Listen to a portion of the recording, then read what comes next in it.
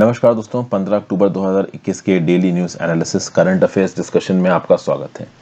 First of all happy Dussehra to all of you. Harshit Dwivedi education wishes you a very very happy Dussehra. देखते हैं आज कौन कौन सी न्यूज़ है। पहली न्यूज़ 15 अक्टूबर को होती है हमारे एपीजे अब्दुल कलाम साहब की बर्थ एनिवर्सरी है, तो इनको एक very very happy birthday. Unfortunately आज हमारे बीच में नहीं है। हमारे प्रधानमंत्री मोदी जी ने ट्रिब्यूट्स दिए हैं यहाँ पे फॉर्मर प्रेसिडेंट एपीजे अब्दुल कलाम को थ्रू ट्वीट। देखिए, इनको मिसाइल मैन कहा जाता था और इनकी बर्थ एनिवर्सरी पे मोदी जी ने बोला है कि इंडिया को स्ट्रॉन्ग, प्रॉस्पेरस और कैपेबल बनाने में इनका एक बहुत बड़ा हाथ था और ये आने वाले समय तक इंस्पिरेशन रहेंगे देश के लोगों के लिए। देख सोचिए, इंडिया एक ऐसा देश है जहां पे सारी माइनॉरिटीज के कंट्रीब्यूशन को रिकॉग्नाइज किया जाता है, उनको इज्जत दी जाती है। बहुत से लोग बोलते हैं इंडिया के अंदर कि इंडिया में माइनॉरिटीज को किसी प्रकार की इज्जत नहीं दी जाती है। कभी आपने देखा है कि पाकिस्तान के अंदर किसी ऐसे पर्टिकुलर हिंदू को या फिर अफगानिस्तान के अंदर ऐसे किसी हिंदू को किसी प्रकार का रिकॉग्निशन दिया गया हो? और उसके बाद पाकिस्तान, अफगानिस्तान को खर्च हटाई तो पाकिस्तान जैसी कंट्रीज इंडिया को लेक्चर देती हैं माइनॉरिटीज के राइट्स को प्रोटेक्ट करने के रिस्पेक्ट में, जबकि हमारे यहाँ पे अब्दुल कलाम साहब इतना रिस्पेक्ट किया जाता है। मुझे नहीं लगता कि देश में कोई एक ऐसा इंडिविजुअल होगा जो कि अब्दुल कलाम साहब की रिस्पेक्ट नहीं करता होगा। And this is the strength of Indian democracy. Kalam साहब 11th प्रेसिडेंट रहे हैं इंडिया के फ्रॉम 2002 टू 2007। देश के लोगों का रिस्पेक्ट और एडमिरेशन हमारे हमेशा इनके साथ रहा और पार्टी पॉलिटिक्स से परे थे। कोई भी पॉलिटिकल पार्टी भी ऐसी नहीं थी जो इनके अगेंस्ट बोलती हो, सारी पॉलिटिकल पार्टीज इनके व्यू पॉइंट्स को मानती थी। ठीक है, ये वो पर्सन है जिन्होंने लोगों की जो विजिट थी राष्ट्रपति भवन में शुरू करवाई। मिसाइल मैन ऑफ इंडिया भी इनको कहा जाता है। अनफॉर्चुनेटली एक लेक्चर देते देते 2015 में इनके देहांत हो गया। बेसिकली ये अपना फेवरेट काम करते हुए इस दुनिया को छोड़ के चले गए और वो होता पढ़ाना। एक लेक्चर देते हुए ये कोलैप्स कर गए और उसके बाद इनकी मृत्यु हो गई। इनके ऊपर मैंने एक अलग से भी वीडियो बना रखी है, biography of Shri APJ Abdul Kalam. इस वीडियो का लिंक मैं नीचे डिस्क्रिप्शन बॉक्स में छोड़ दूंगा। आज की डेट में अब्दुल कलाम साहब को याद करने के लिए आप इस पर्टिकुलर वीडियो को देख सकते हैं। काफी कुछ इनकी लाइफ के बारे में, हिस्ट्री के बारे में, कैसे ये बड़े हुए, इनकी प्रेसिडेंसी के दौरान क्या हुआ, इनकी डेथ कैसे हुई, क्या क्या इनके लिए मेमोरियल्स हैं, इनके गुरु कौन थे, इन सब चीजों के बारे में इस वीडियो में मैंने बहुत डिटेल में कवर किया है। तो do remember to watch this video, आपको डेफिनेटली यहाँ पे एक इंस्पिरेशन मिलेगी। General studies paper 4 human values में न्यूज आपको काम आएगी। नेक्स्ट बात करते हैं, global hunger index ranks India at 101 out of 116 countries. देखिए, ग्लोबल हंगर इंडेक्स की रिपोर्ट निकल के आ गई है। 116 कंट्रीज में इंडिया 101 नंबर पे। लास्ट ईयर जब रिपोर्ट निकल के आई थी तो इंडिया 107 कंट्रीज में 94 नंबर पे था और अब 116 कंट्रीज में 101 नंबर पे है। साउथ एशिया की बात की जाए तो इंडिया सबसे पीछे नजर आ रहा है। पाकिस्तान भी हमसे आगे, पाकिस्तान की 92 रैंक है, नेपाल की 76 रैंक है, बांग्लादेश की 76 रैंक है। और इसका एक बहुत बड़ा रीजन ये है कि इंडिया की आबादी बहुत ज्यादा है। कंपैरेटिवली पाकिस्तान, नेपाल और बांग्लादेश की आबादी इंडिया से बहुत ज्यादा कम है। भले उनके पास एरिया कम है बट उनकी आबादी भी कम है, इसलिए कम आबादी को फीड कर पाना एक देश के लिए कंपैरेटिवली इजी होता है। और इंडिया की इतनी 130-140 करोड़ की आबादी को खाना खिला पाना अपने आप में एक बहुत मुश्किल काम होता है और that is why global hunger index में हमारा नंबर काफी पीछे हो जाता है। अगर देखा जाए तो चूंकि 116 कंट्रीज में हम 101वें नंबर पे हैं, तो हमसे बुरे हालात केवल 15 कंट्रीज के। कौन कौन सी? तो पापुआ न्यू गिनी 102 नंबर पे, अफगानिस्तान 103 नंबर पे, अफगानिस्तान हमसे 2 ही नंबर पीछे है बस। फिर Nigeria, Congo, Mozambique, Sierra Leone, Timor Leste, Haiti, then Liberia, Madagascar, Democratic Republic of Congo, Chad, Central African Republic, Yemen, Somalia. तो सब फर्जी टाइप की कंट्रीज ही हमसे पीछे हैं। कोई एक कह सकते हो रिस्पेक्टेबल कंट्री हमसे पीछे नहीं है, सब हमसे आ गया। और इस हिसाब से अगर देखा जाए तो ग्लोबल हंगर इंडेक्स जो वर्ल्ड एज अ होल के बारे में जानकारी दे रहा है, ऐसा बताया जा रहा है कि जो 2030 तक लो हंगर पाने का सस्टेनेबल डेवलपमेंट गोल है ना, इसको 47 कंट्रीज मीट ही नहीं कर पाएंगी। है ना, बहुत सारे सस्टेनेबल डेवलपमेंट गोल, इसमें लो हंगर का एक सस्टेनेबल डेवलपमेंट गोल है। लो हंगर का सस्टेनेबल डेवलपमेंट गोल का नंबर क्या है, नीचे कमेंट बॉक्स में बताओ। देखिए आप कितने अवेयर उस चीज को लेके। फिर ये जो ग्लोबल हंगर इंडेक्स रिलीज किया जाता है, इसमें 4 पैरामीटर्स को देखा जाता है, 4 पैरामीटर्स। एक है अंडर नोरिशमेंट, एक है चाइल्ड वेस्टिंग, एक है चाइल्ड स्टंटिंग, एक है child mortality. Under nourishment, child wasting, child stunting, child mortality. ठीक है भाई। और 100 पॉइंट स्केल पे इन 4 फैक्टर्स को मानते हुए ग्लोबल हंगर इंडेक्स को यहाँ पे रिलीज किया जाता है। देखा जाए तो सबसे गंदी रेटिंग यहाँ पे आपकी सोमालिया की है और ये एक्सट्रीमली अलार्मिंग कैटेगरी में आता है। तो सोमालिया का जो आपका ये ग्लोबल हंगर इंडेक्स है वो है 50.8। अच्छा, अगर एब्सोल्यूट नंबर्स में 100 पॉइंट स्केल पे 0 है ग्लोबल हंगर इंडेक्स, तो उसको बेस्ट पॉसिबल स्कोर माना जाएगा। मतलब जिसका global hunger index on 100 point scale सबसे कम होगा उसको अच्छा माना जाएगा। Best possible score no hunger 0 और वर्स्ट पॉसिबल स्कोर 100, मतलब बहुत ज्यादा हंगर। ठीक है भाई, तो इस कंटेक्स्ट में 50.8 सोमालिया सबसे गंदे लेवल पे है। इसको जो रैंकिंग दी गई है या फिर कह जो रेटिंग दी गई है वो एक्सट्रीमली अलार्मिंग की है। उसके बाद 5 कंट्रीज आती हैं जो अलार्मिंग कैटेगरी में आती है: Central African Republic, Chad Democratic Republic of Congo, Madagascar, Yemen. और उसके बाद 31 कंट्रीज जहाँ पे सीरियस लेवल्स ऑफ हंगर है। इंडिया इन 31 कंट्रीज में आता है जहाँ पे सीरियस लेवल्स ऑफ हंगर है।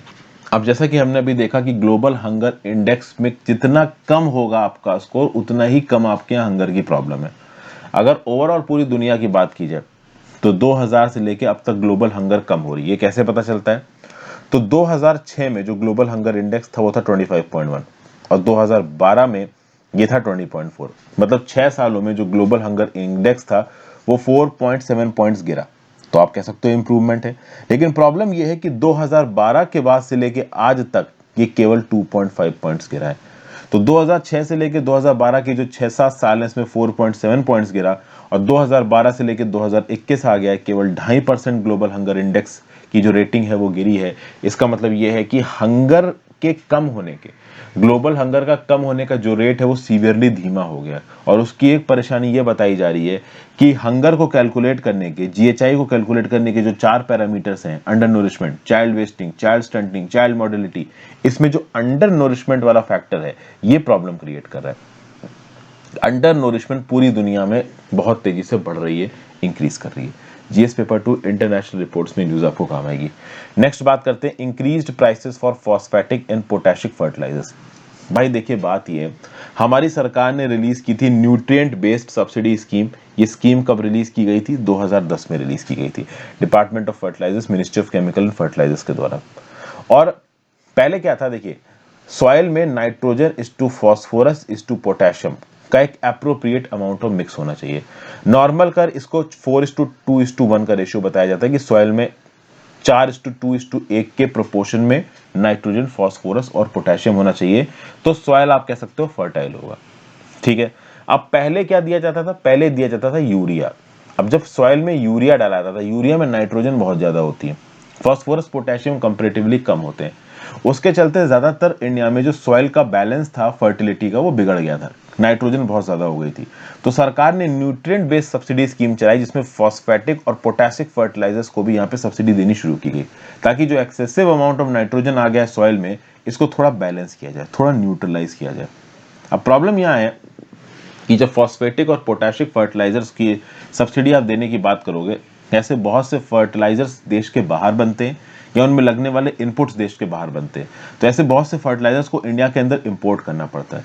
तो इन फर्टिलाइजर्स के डोमेस्टिक और इंटरनेशनल प्राइसेस के हिसाब से न्यूट्रिएंट बेस्ड सब्सिडी स्कीम में समय समय पर सरकार सब्सिडी अनाउंस करती है ताकि सॉइल हेल्थ के बैलेंस को मेंटेन किया जा सके और रैशनल यूज ऑफ फर्टिलाइजर्स हो। तो यूरिया सस्ता मिल रहा है, फ्री में मिल रहा है, तो पता चला यूरिया की स्मगलिंग शुरू हो गई, हर जगह पे फार्मर ने आग बंद करके यूरिया डालना शुरू कर दिया, तो वो सही नहीं है, उससे ओवरऑल प्रोडक्टिविटी कम होती है।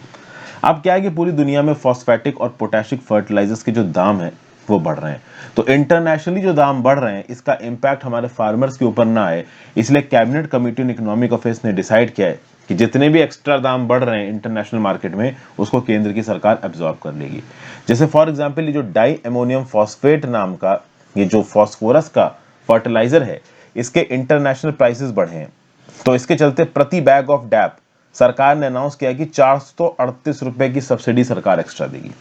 उसी प्रकार से एनपीके के मिक्स के जो फर्टिलाइजर्स इंटरनेशनल मार्केट में बिकते हैं इस प्रोपोर्शन के 10:20:26, 20:20:0:13, 12:32:16, इन इंटरनेशनल इंपोर्ट करे जाने फर्टिलाइजर्स के ऊपर भी सरकार अलग अलग सब्सिडीज देगी। फिर एक पोटैश, जैसे कि होता है ना फॉस्फेरियम, ये नाइट्रोजन, फॉस्फोरस, पोटेशियम, तो पोटेशियम का एक यहाँ पे fertiliser potash derived from molasses, PDM. सरकार का प्लान यहाँ पे ये है कि न्यूट्रिएंट बेस्ड सब्सिडी स्कीम के अंदर ये जो पोटैश डिराइव्ड फ्रॉम मोलासेस है, पीडीएम, इसके डोमेस्टिक प्रोडक्शन को इंडिया के अंदर बढ़ाया जाएगा। क्योंकि क्या है ना, कि शुगर मिल्स में as a by product potash derived from molasses produce किया जा सकता है। आपको पता है कि शुगर केन इंडस्ट्री में शुगर केन इस्तेमाल होता है। गन्ने को पूरी तरीके से क्रश कर दो तो बाद में इसका आउटपुट में निकल के आता है मोलासिस, और इस मोलासिस से पोटैश फर्टिलाइजर निकाला जा सकता है जिसको आप बोलते हो पोटैश डिराइव्ड फ्रॉम मोलासिस। तो इसकी मैन्युफैक्चरिंग को इंडिया में इंक्रीज करने की कोशिश कर रही है सरकार, और उसके लिए भी न्यूट्रिएंट बेस्ड सब्सिडी स्कीम के अंदर यहाँ पे ओवरऑल सब्सिडी दी जाएगी सरकार के द्वारा। ये जो पीडीएम फर्टिलाइजर है ना, इसको 0:0:14.5:0 भी कहा जाता है। ओके, तो भाई ये जो मिनरल बेस्ड पोटैश होता है ना, म्यूरिएट ऑफ पोटैश नाम का एक जो फर्टिलाइजर होता है जिसको हम इंडिया के अंदर इंपोर्ट करते हैं, उसके लिए खर्चा होता है 7,107 करोड़ रुपए का।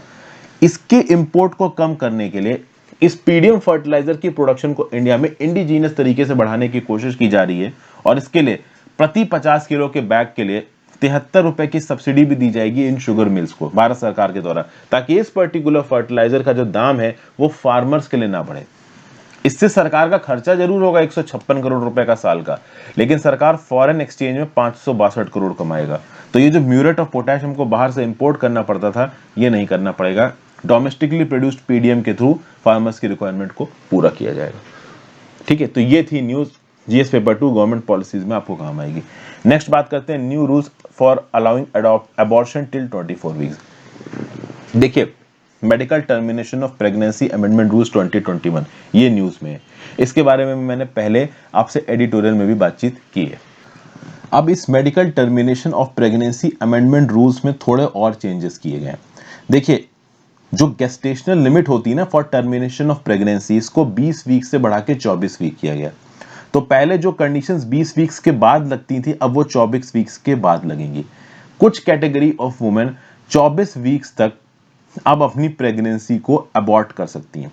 फॉर एग्जाम्पल, अगर कोई माइनर प्रेग्नेंट हो गया हो, या फिर सेक्सुअल असॉल्ट हुआ और उसकी वजह से एक लेडी प्रेग्नेंट हो गई हो, रेप, इंसेस्ट, किसी फिजिकल डिसेबिलिटी के थ्रू वो वुमेन गुजर रही हो, उसका मैरिटल स्टेटस चेंज हो जाए प्रेग्नेंट होने के बाद, वो प्रेग्नेंट होने के बाद डिवोर्स ले ले अपने हस्बैंड से या विडो हो जाए, तो इन कंडीशंस में 24 हफ्ते तक वो वुमेन अपनी प्रेगनेंसी को टर्मिनेट कर सकती है। ये ताकत यहाँ पे वुमेन को दी जा रही है। प्लस एक और खास बात है यहाँ पे, अगर कोई फीटल माल फॉर्मेशन है, बेसिकली कोई फिजिकल या मेंटल एबनॉर्मलिटी है, अगर उस लेडी को कुछ फिजिकल प्रॉब्लम है, ओवरऑल बच्चा पैदा करने से उसको डर है, उसकी जान जा सकती है, तो ऑब्वियस सी बात है वो अपनी प्रेगनेंसी को रोक सकती है। तो खैर पहले ही कंडीशन दी गई थी। मेंटल डिफॉर्मिटी को भी यहाँ पे, एबनॉर्मलिटी को भी यहाँ पे इंक्लूड किया गया। अगर एक लेडी को कुछ मेंटल प्रॉब्लम्स है तो इस बेसिस पे भी वो 24 हफ्ते तक अपनी प्रेगनेंसी को अवॉइड कर सकती है। 24 हफ्ते के बाद अगर अबॉर्शन करवाना हो तो उस केस में क्या किया जाएगा? देखिए, पहले जब ये नए रूल्स नहीं आए थे तो उस समय पे क्या होता था कि अगर कोई लेडी 12 हफ्तों तक, मतलब कंसेप्शन के 12 हफ्तों तक, जब वो 12 वीक्स प्रेग्नेंट है तब तक अगर उसको अबॉर्शन लेना है तो उसको एक डॉक्टर का अप्रूवल लगता था, और 12 हफ्ते से लेकर 20 हफ्तों के बीच में उसको 2 डॉक्टर्स का अप्रूवल लगता था। और अब ये कहा जा रहा है कि 24 हफ्ते के बाद, 24 हफ्ते के बाद अगर उसको अबॉर्शन लेना है तो एक स्टेट लेवल का मेडिकल बोर्ड बनाया जाएगा। वो स्टेट लेवल का मेडिकल बोर्ड के पास रिक्वेस्ट जाएगी वुमेन की कि भाई मेरे को 24 हफ्ते हो गए प्रेगनेंसी के, उसके बाद भी मुझे यहाँ पे अपना अबॉर्शन करवाना है। वो जो स्टेट लेवल मेडिकल बोर्ड होगा उसको 3 दिन के अंदर ये डिसीजन देना होगा कि भाई वो लेडी अबॉर्शन कर सकती है या नहीं कर सकती, और अगर अबॉर्शन कर सकती है तो रिक्वेस्ट जाने के 5 दिन के अंदर अंदर अबॉर्शन हो भी जाना चाहिए। तो मतलब यहाँ पे टाइम बाउंड चीजें की गई हैं। ये जो स्टेट लेवल मेडिकल बोर्ड है ना, ये चीजें डिले नहीं कर सकता। समझ के बात को? तो अगर काम पहुंचा है स्टेट लेवल मेडिकल बोर्ड के पास तो इमीडिएट बेसिस पे होना चाहिए। तो ये सब नए कुछ नियम निकल के आए हैं मेडिकल टर्मिनेशन ऑफ प्रेगनेंसी के कंटेक्स्ट में। तो 20 हफ्ते से 24 हफ्ते कर दी गई, बस इस बात को ध्यान रखिएगा कौन कौन से कंडीशंस में की गई है, इस बात को ध्यान रखिएगा। और जो नए रूल्स हैं स्टेट लेवल मेडिकल बोर्ड वाले कि 24 हफ्ते के बाद अगर किसी को अपनी प्रेगनेंसी को अबॉर्ट करना है तो भाई 3 दिन के अंदर अंदर स्टेट लेवल मेडिकल बोर्ड इस बात की कंफर्मेशन देगा कि प्रेगनेंसी अबॉर्ट हो सकती है या नहीं हो सकती है। Next, India US financial dialogue on climate change. देखिए, फाइनेंस मिनिस्टर निर्मला सीतारमन जी अपनी अमेरिकन काउंटर पार्ट यूएस की फाइनेंस मिनिस्टर से मिली हैं, जिनको ट्रेजरी सेक्रेटरी बोला जाता है, जेनेट येलेन इनका नाम है। ओके, 14 अक्टूबर 2021 को ये मीटिंग हुई for the 8th ministerial meeting of the US India economic and financial partnership. तो यहाँ पे क्लाइमेट फाइनेंस के बारे में बात की, ऑब्वियस सी बात है, United Nations climate change conference होने वाला ग्लासगो में इसी महीने के एंड में। तो यहाँ पे रिच कंट्रीज के ऊपर इंडिया प्रेशर डाल रहा है कि भाई पेरिस अकॉर्ड क्लाइमेट फाइनेंस के हिसाब से जो $100 बिलियन प्रति साल आपने देने की बात की है वो यहाँ पे दीजिए। हालांकि 2018 में बताया जा रहा है कि लगभग $78 बिलियन दिए गए 2019 में। मैंने पहले एक एडिटोरियल भी डिस्कस किया था, लेकिन एक्चुअली में वो गवर्नमेंटल हेल्थ नहीं है, वो प्राइवेट कंपनीज की तरफ जो लोन आया उसको भी वहां पे इंक्लूड कर दिया गया। तो कुल मिला के जो $100 बिलियन सालाना हेल्प आनी थी डेवलप्ड कंट्रीज की तरफ से डेवलपिंग कंट्रीज के लिए, इसको प्रोएक्टिव बेसिस पे इंप्लीमेंट किया जा सके, इसके लिए इंडिया प्रेशराइज कर रहा है इंटरनेशनल कम्युनिटी को। अब किस हद तक इंटरनेशनल कम्युनिटी प्रेशराइज हो रही है वो अभी जब पेरिस क्लाइमेट ये जो ग्लासगो में मीटिंग हुई उसमें पता चलेगा। इंडिया के ऊपर भी प्रेशर है यूएस यूके की तरफ से कि भाई आप नेट जीरो एमिशंस की टाइमलाइन को डिसाइड करिए, तुरंत डिसाइड करिए। इंडिया ने बोला भाई हम अभी नहीं कर सकते, पेरिस रिलेटेड जो INDC intended nationally determined contribution हमने दिए थे हम केवल उसको इंप्लीमेंट कर रहे हैं। अभी के लिए डेवलप्ड कंट्रीज जो कि इतना एमिशंस कर चुकी हैं वो नेट माइनस कमिटमेंट्स दें, ना कि हमारे ऊपर प्रेशर डालें। आप देखते हैं आगे आने वाले समय में क्या होने वाला है। फिर यहाँ पे इंडिया और यूएस ने इस बारे में भी बात की कि भाई डेप्ट सस्टेनेबिलिटी होनी चाहिए और ट्रांसपेरेंसी होनी चाहिए बायलैटरल लेंडिंग में। ये एक्चुअली में एक व्हील्ड अटैक है चाइना के ऊपर। चाइना ऑब्वियस सी बात है लोगों को उधार देता है, कंट्रीज को किस टर्म्स एंड कंडीशंस पे उधार देता है इनको ट्रांसपेरेंट नहीं रखा जाता है, इसके थ्रू डेप्ट बॉन्डेज में चाइना कंट्रीज को फंसा लेता है। तो इस प्रकार की डेप्ट सस्टेनेबिलिटी और बायलैटरल जो डेप्ट है उसमें ट्रांसपेरेंसी होनी चाहिए, ऐसा इंडिया यूएस ने यहाँ पे बोला है। ये चाइना के अगेंस्ट स्टेटमेंट है। इंटरनेशनल टैक्सेशन की कंटेक्स्ट की बात की जाए तो इंडिया और यूएस ने OECD का जो रीसेंट एग्रीमेंट है कि भाई 2023 तक दोनों पिलर्स को इंप्लीमेंट करके 15% का मिनिमम ग्लोबल टैक्स रेट लगा देंगे।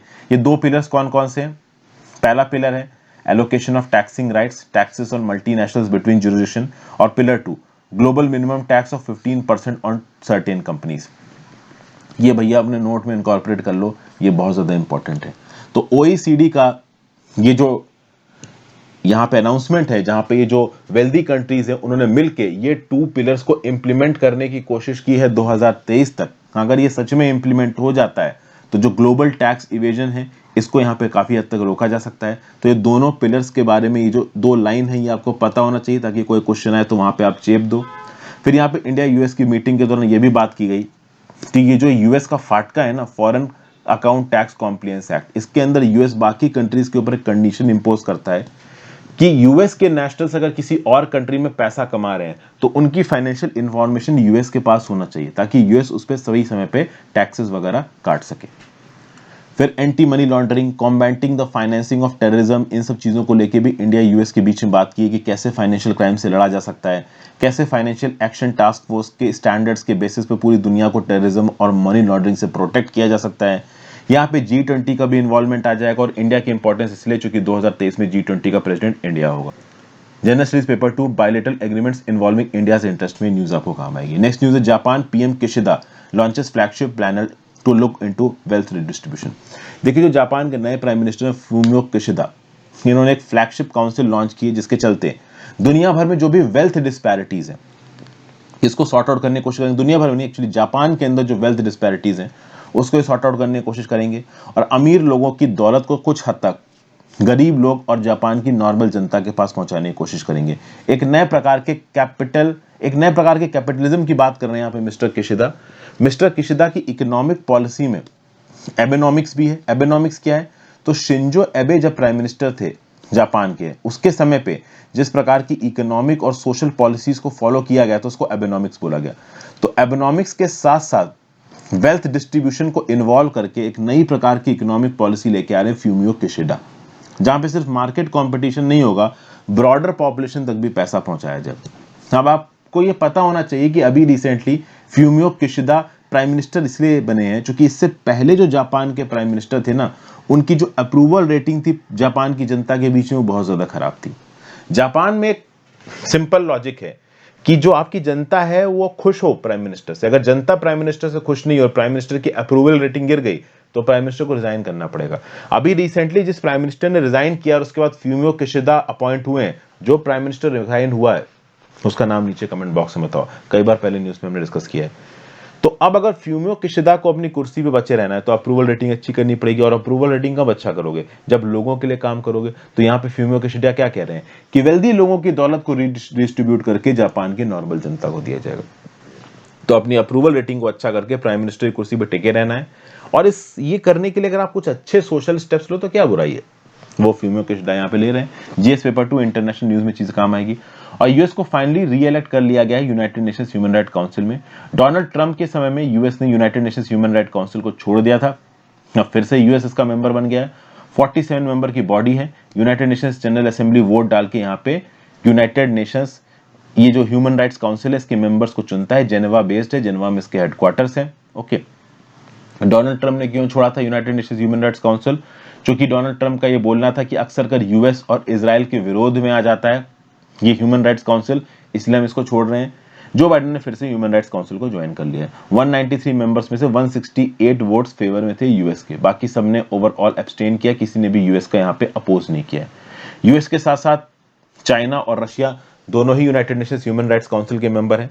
और यूएस ने बोला है कि हम चाइना के पीछे पड़े रहेंगे जिनजियांग और ताइवान के इशू को लेकर, हम रशिया को भी प्रेशराइज करेंगे। बट एक्चुअली में हो ये रहा है कि जब से बाइडेन ताकत में आए हैं तब से ह्यूमन राइट्स के रिकॉर्ड्स को वहीं पॉइंट आउट किया जा रहा है जहां पे स्ट्रेटेजिकली यूएस के इंटरेस्ट इन्वॉल्व हैं।